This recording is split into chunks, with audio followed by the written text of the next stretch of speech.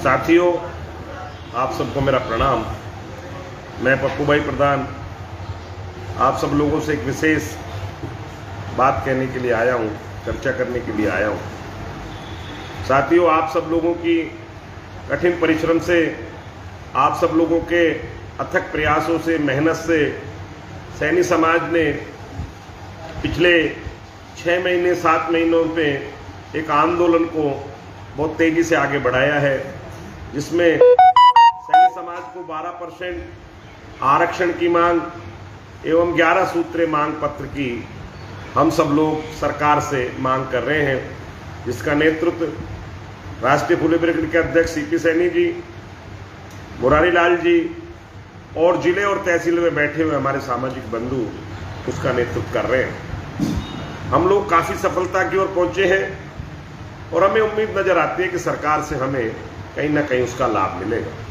पिछले दिनों 15 सितंबर को समाज के नौजवान साथियों की तरफ से एक कार्यक्रम जयपुर में रखा गया, विद्याधर नगर में। उसमें सरकार ने हमारे निहत्थे, हमारे निर्दोष लोगों को ऊपर लाठीचार्ज करके सैकड़ों की संख्या में लोगों के खिलाफ मुकदमे दर्ज कर दिए, जिसके तहत हम सब लोगों ने सरकार से ये प्रयास किया कि मुकदमे वापसी हो और नौजवान साथी बिगर मुकदमे के घर पर पहुंचे। आप सब लोगों की ताकत जो दिखाई थी, उससे सरकार ने प्रतिनिधिमंडल से वार्ता की। उस प्रतिनिधिमंडल में मुझे भी जाने का अवसर मिला। मुख्यमंत्री महोदय से जब वार्ता हुई तो वार्ता पर सबसे पहले चर्चा हुई कि आंदोलनों में जो हमारे लोगों के ऊपर मुकदमे लगे हैं वो मुकदमे वापसी लिए जाएं, और साथ ही 15 सितंबर को जो हमारे आंदोलनकारियों पर मुकदमे लगे हैं उन मुकदमों की धाराएं देखकर ऐसा लगता है कि ये मुकदमे आंदोलनकारियों के मुकदमों की तरह नहीं लगाए गए। इन मुकदमों में ऐसा प्रतीत होता है कि मेरे नौजवान को अपनी बात कहने के लिए दबाने का प्रयास किया गया है। मैं धन्यवाद देना चाहूंगा उन बच्चों के माता पिताओं को जिन्होंने इस आंदोलन में अपने बच्चों का योगदान रहा। कहीं ना कहीं आप और हम सब लोगों का आपसी समायोजन का अभाव रहा होगा। इस आंदोलन में हम भी काम कर रहे हैं, हमसे भी कहीं ना कहीं भूल रही होगी, हमसे भी कहीं ना कहीं गलतियां रही होंगी। साथियों, मुख्यमंत्री से वार्ता होने पर मुख्यमंत्री जी ने कहा कि आंदोलन में जो मुकदमे लगे हैं वो विधिक रूप से वापस लिए जाएंगे, लेकिन उसमें समय लगेगा। उसके लिए आवश्यक है कि हमारे जो क्षेत्र में, जिस विधानसभा में हम बसते हैं, उन विधानसभाओं से जो एमएलए गए हुए हैं और खास करके जो कांग्रेस पार्टी से जो विधायक जीत के गए हैं उन लोगों पर भरसक प्रयास बनाया जाए। वैसे तो सभी दोनों ही दलों के एमएलए पर बनाया जाए, जो मुख्यमंत्री जी को चिट्ठी लिखे और आने वाली विधानसभा में वो हमारे समाज की 12% आरक्षण, 11 सूत्री मांग और लगे हुए जो मुकदमे हैं उनको वापसी के लिए प्रश्न उठाए, ताकि सरकार के ऊपर दबाव बने और जो ये मुकदमे लगे जो वापसी हो। सरकार से दूसरे बिंदु पर बात हुई कि हमारी कौम सैनी, कुशवाहा, साक्य, मौर्य बहुत पिछड़ गई है। मुख्यमंत्री महोदय ने माना कि बिल्कुल सैनी समाज पिछड़ी हुई है। उन्होंने अपने स्वयं के विवेक से कहा था कुछ जिलों को छोड़कर बाकी जिलों में हमारी जाति की स्थिति ज्यादा अच्छी नहीं है।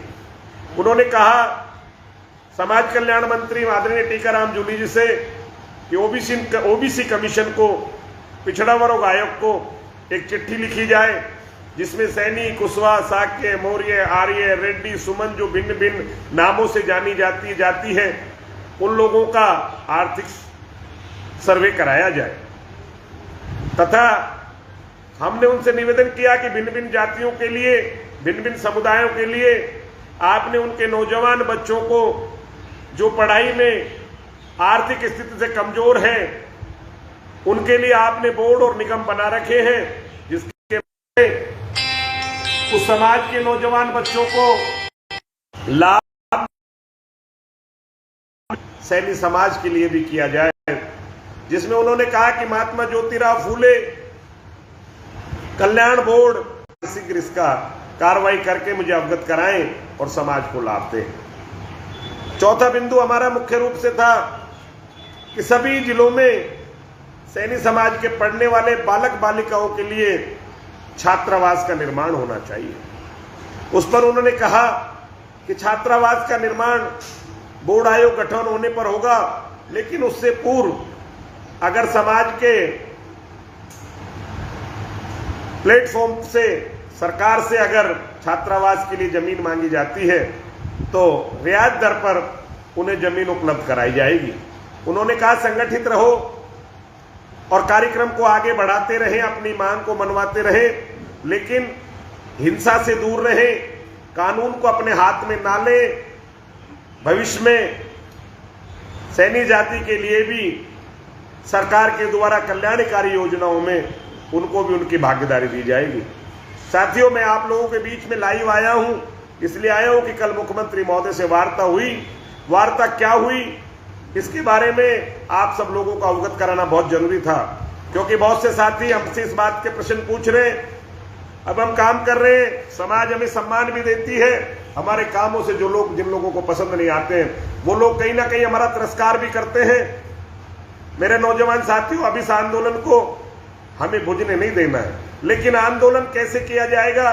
आंदोलन जो हमारा होगा उसमें हमें क्षति ना हो और सरकार की आंख खुली रहे और सरकार को ये लगे कि सैनी समाज अब जाग गया है, अपने हक की लड़ाई लड़ती है, और सैनी समाज जो हक की लड़ाई लड़ता है वो वाजिब है। भाई सीपी सैनी जी कानूनी दृष्टिकोण से बहुत जल्दी रिहा होंगे, उनकी टीम रिहा होगी।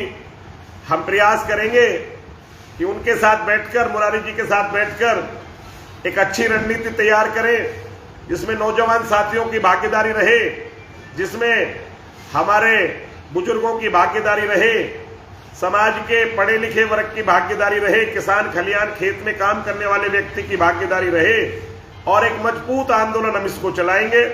मैं सभी साथियों से निवेदन करना चाहूंगा, अब हमें जब तक सीपी भाई और मुरारी जी दोनों को बैठाकर बात ना करें तब तक हमें कोई नया आंदोलन नहीं करना चाहिए, क्योंकि संख्या बल को ध्यान में रखकर ही सरकार का ध्यान आकर्षण हमारी ओर होता है।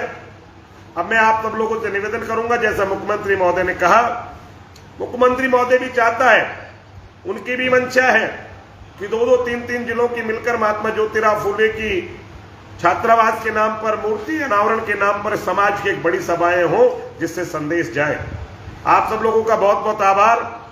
मैं आप लोगों का पुनः आभार प्रकट करना चाहता हूं कि आप लोगों ने बड़े दृढ़ संकल्प से, ताकत से इस आंदोलन को इस ओर लेकर गए हैं।